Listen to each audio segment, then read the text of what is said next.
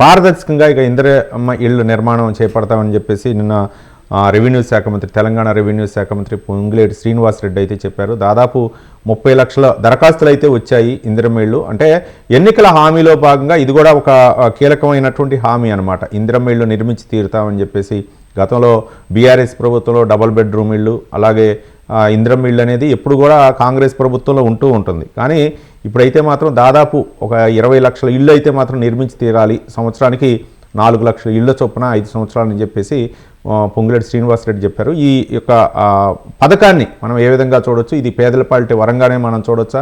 దీంతో సిమెంటు ఇసుక ధరలు కూడా తగ్గించాలా, మరోపక్క ఐరన్ రేటు కూడా తగ్గించాలనే విధంగా ఆ సంస్థ యాజమాన్యాలతో మాట్లాడాలనే విధంగా ఒక నిర్ణయానికి అయితే వచ్చారు. ఏ విధంగా చూడొచ్చు అంటారు? ఈ ఇళ్ళు అనేది పేదల పాలిటీ ఒక వరంగా చూడొచ్చు అంటారా రెహమాన్ గారు? రవికుమార్ గారు, కూడు గుడు నీడ అనేది ప్రధానం అండి. మనిషి ప్రాథమిక అవసరాల్లో నీడ అనేది చాలా ఇంపార్టెంట్ అండి. ఈ దేశానికి స్వతంత్రం లభించి 70 సంవత్సరాలు గడిచిన చాలా మంది నిరుపేదలు పక్కా ఇల్లు లేవండి. ఏదో పెంకుటిల్లులు, పూరి గుడిసెలు వీటిలోనే కాలం వెళ్ళదీస్తున్నారు. వీళ్ళు ఇల్లులు కట్టుకోవడానికి స్తోమత లేనటువంటి వాళ్ళు ఈ దేశంలో గ్రామీణ ప్రాంతాల్లో, మరి ముఖ్యంగా గ్రామీణ ప్రాంతాల్లో చాలా ఎక్కువ మంది ఉన్నారండి.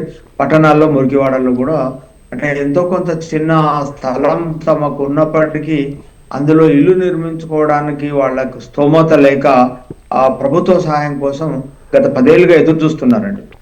అయితే గత 10 ఏళ్ళుగా ఎదురు చూస్తున్నప్పటికీ గత ప్రభుత్వం డబుల్ బెడ్రూమ్ల పేరుతో ముందుకు వచ్చినప్పటికీ అది ఆశించిన స్థాయిలో డబుల్ బెడ్రూమ్లు జరగలేదండి. అవును, ప్రణాళిక చాలా గొప్పగా ఉన్నప్పటికీ, చెప్పుకోవడానికి చాలా గొప్పగా ఉన్నప్పటికీ ఆ ప్రణాళిక అమలు కాకపోవడం చేత తిరిగి మాకు ఇందిరమ్మ ఇల్లులు అప్పుడు రాజశేఖర రెడ్డి ఉన్నప్పుడు, ఇప్పటి చాలా చోట్లలో ఎన్నికల ప్రచారాలు జరిగేటప్పుడు, లేకపోతే ఎన్నికల సమావేశాలు జరిగేటప్పుడు, సర్వేలు జరిగేటప్పుడు ప్రజలు చెప్తుంటారండి, మాకు ఇందిరమ్మ ఇచ్చినటువంటి ఇల్లులే ఉన్నాయి, మళ్ళీ వచ్చినటువంటి ప్రభుత్వాలు ఏవి మాకు ఇల్లులు ఇవ్వలేదనేది.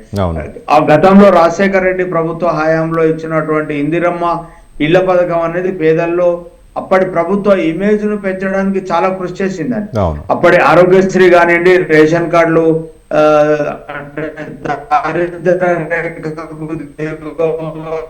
రైట్ రైట్ వాయిస్ బ్రేక్ అవుతుందండి, వాయిస్ బ్రేక్ అవుతుంది.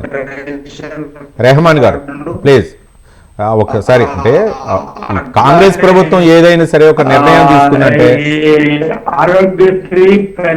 రైట్ వాయిస్ బ్రేక్ అవుతుంది ప్లీజ్.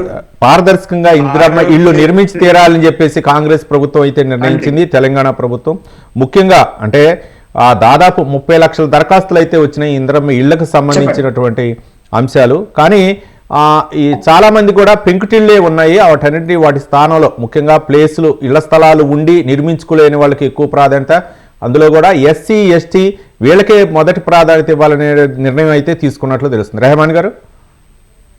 డెఫినెట్ గానండి. ఇప్పుడు ఎస్సీ వాడలు అట్లానే తాండాలండి. నిజానికి వీళ్ళకి చాలా చోట్లలో వీళ్ళకు పక్కా ఇల్లు లేవండి. అంటే 70 ఏళ్ల స్వతంత్ర భారతదేశంలో పేదలకు సంబంధించిన గూడు కూడా సరిగా లేనటువంటి పరిస్థితిని నిజానికి దురదృష్టకరం అండి. ఇది నిజంగా ఆధునిక భారతదేశంలో ఇది వాంఛనీయం కూడా కాదు. ఈ ప్రభుత్వం ఇప్పటికైనా నిరుపేదలందరికీ ఇల్లులు కట్టించడానికి ఒక పెద్ద ప్రణాళిక వేసుకుని ఒక మంచి బడ్జెట్ తోటి ముందుకెళ్లడం అనేది నిజానికి ఇది మనం స్వాగతించాల్సినటువంటి విషయం. గత 10 ఏళ్లుగా ఇది ఆశించిన స్థాయిలో జరగలేదు. డబుల్ బెడ్రూమ్ల పేరుతో గత ప్రభుత్వము వెళ్ళినప్పటికీ అది పెద్దగా ఆచరణలో గ్రౌండ్ లెవెల్లో వచ్చే వరకు అది పెద్ద ఎత్తున జరగలేదు. కాబట్టి ప్రజలు చాలా కాలంగా ఎదురు చూస్తున్నారండి. కనీసం అంటే ప్రజలు నిజానికి డబుల్ బెడ్రూమ్లు ఆశించలేదండి, అంతలో పక్కా ఇల్లు కావాలని అనుకున్నారు. కాబట్టి ఆ ఎండ వాన దీనికి తట్టుకునేలాగా కనీసమైనటువంటి ఒక పక్కా ఇంటి కోసం, ఇందిరమ్మ ఇంటి కోసం ప్రజలు ఎదురు చూస్తున్నారు.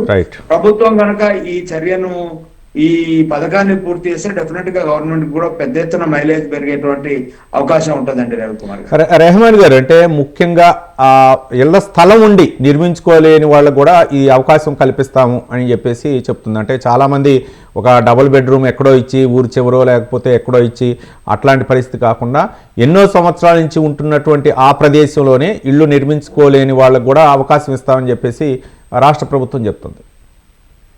రెహమాన్ గారు. రవికుమార్ గారు, ఇది చాలా కీలకమైనటువంటి పాయింట్ అండి మీరు చెప్పింది.